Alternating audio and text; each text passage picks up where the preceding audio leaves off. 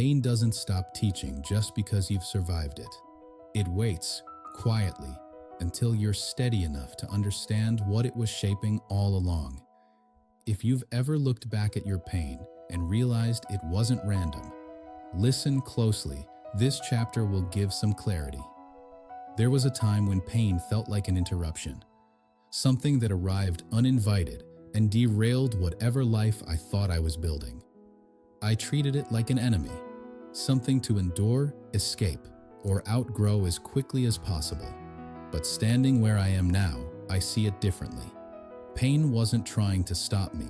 It was trying to educate me, not through explanation, but through experience. Pain has its own curriculum. It doesn't teach concepts. It teaches capacity. It shows you where your limits are, where your coping strategies fail, where your identity fractures under pressure. And it does this without asking for permission. I didn't understand that at the time.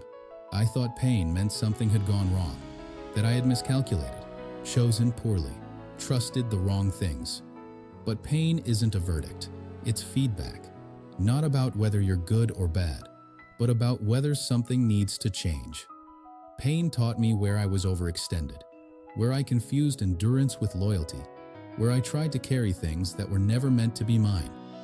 Comfort would have let those patterns continue. Pain interrupted them, and once I stopped fighting it, I noticed something else. Pain doesn't linger to punish you. It lingers until you listen. When I resisted pain, it stayed sharp. When I numbed it, it stayed heavy.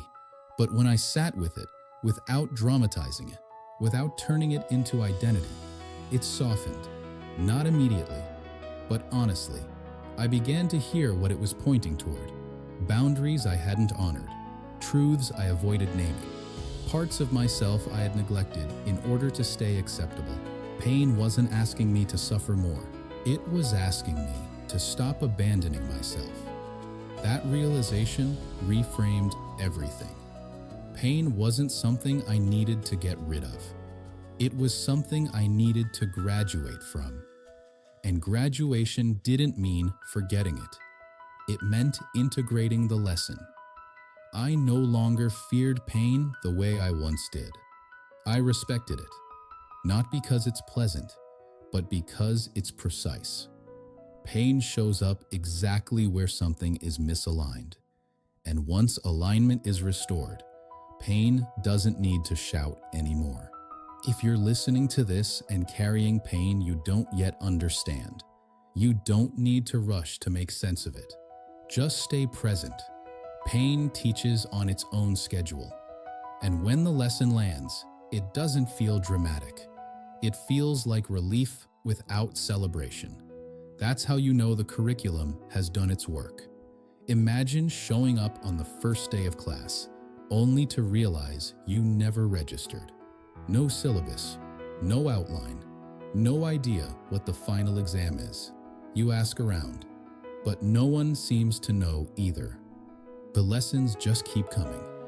Some are hard, some feel unfair, some hit before you're ready. You didn't choose the class, but you're still expected to learn. At first, you resist. You wonder why you're here at all. Why this subject? Why now? But over time, you notice something. Everyone who passes through this class leaves changed. Not because they mastered the material, but because the material mastered them. That's what those lessons were. Unplanned, unannounced, unavoidable, and somehow essential.